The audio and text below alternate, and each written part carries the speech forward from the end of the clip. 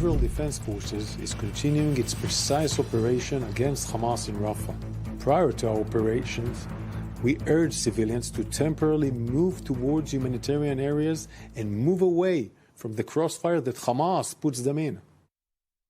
Okay, that's Israeli Admiral from the IDF spokesperson there, Daniel Hagari, discussing the IDF's continued operations in Gaza. New evacuation orders were given to Palestinians to evacuate Gaza's southern city, despite growing opposition from the United States and other allies who are against the operation.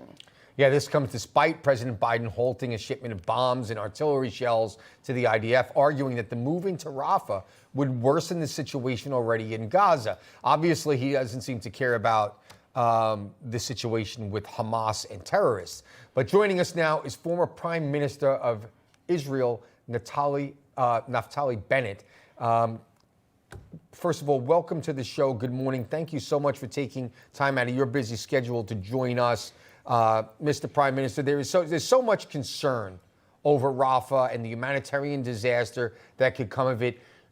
Do you agree with Bibi Netanyahu that it is essential to beating Hamas, a known terrorist group responsible for that heinous, despicable act on October 7th? Yes, I do. The reason we need to go into Rafah to destroy the terrorists is because that's where they are. We could imagine that they're in other places, but the big bulk of the terrorists are trapped in Rafah, and we need to go destroy them so Hamas cannot rear its head again. It's interesting you say that now, because they've reared their ugly head again in the north. It's been months after they were allegedly dismantled now, but now there's had to be new strikes on Jabalia, on the refugee camp that happened last night. They were very intense. Does this not look bad that just mere months after they have gone past and they're already back there? What does that tell you? Well, it's no secret. I think that Israel should have gone into Rafah 4 months ago, destroyed Hamas 4 months ago. Not wavered. Yes and no, yes and no. That's a big mistake. I think it's a result of internal misguided policies, but also international pressure. And we cannot succumb to the pressure. We got to go and destroy Hamas, period. Yeah. I want to actually ask you about the elections, because you're a former Prime Minister, Benny Gantz also, but he's now calling for early elections to be held in September. And obviously there's a lot of Israelis who are also clearly unhappy with the way that Bibi is handling this situation and his leadership in general. Will you challenge him if new elections are called? I never talk about domestic politics abroad. I think you are right that there's a considerable dissatisfaction with the current leadership, too much hesitancy, too much wavering. And as I said, we should have and could have done this whole operation within 3 months, got it over long ago. Time is not on our side. But I have to tell you that Israelis are united between themselves on the main goal of destroying Hamas and releasing the terrorists, the hostages. Yeah, you know, Prime Minister, having served in the Marine Corps and also following this stuff, I was a United States Congressman. I've been to Israel. I've met with Benjamin Netanyahu, and I really do follow this stuff fairly closely.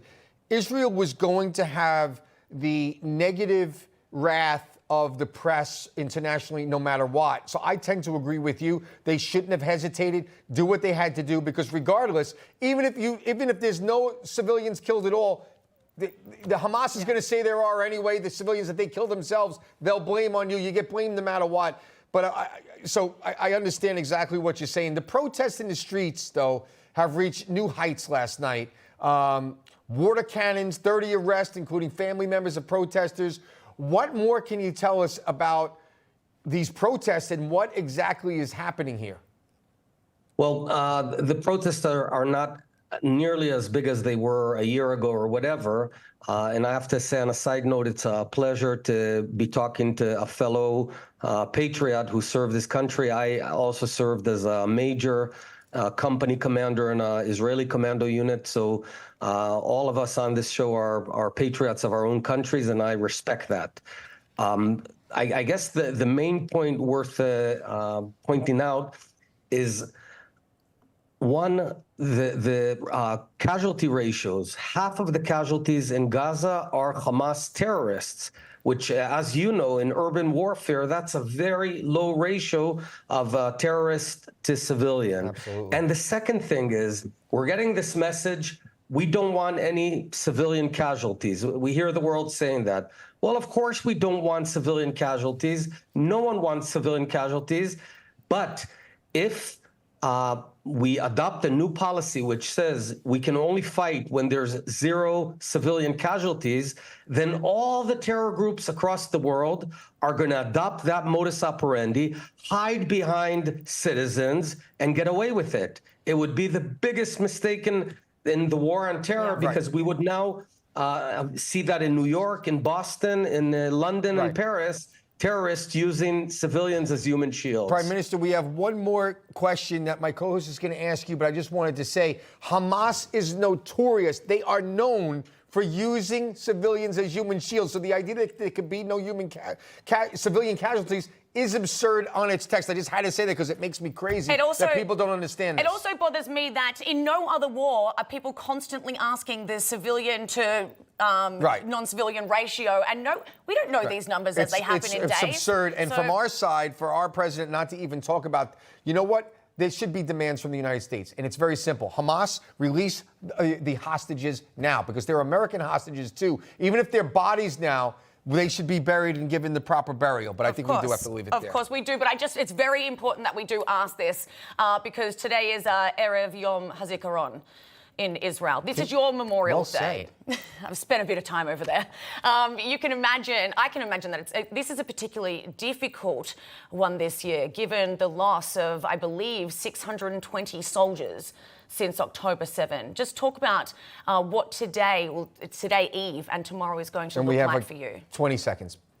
Memorial Day in Israel has always been a profoundly sad day. Everything is sort of closed down because it's very personal. I lost my very best friend, Emmanuel Moreno, and lost a dozen other friends in wars throughout the years.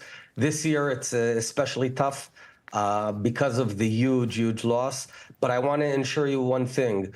We're a proud and strong nation. We will defend ourselves. We will defeat these terrorists.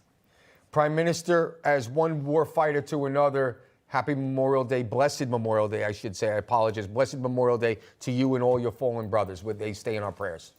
Thank you, my friends. I give you the same. As someone who has lived in Israel, is marrying an Israeli, I am very proud to be associated with you and with your country. Former Prime Minister Naftali Bennett, thank you very much.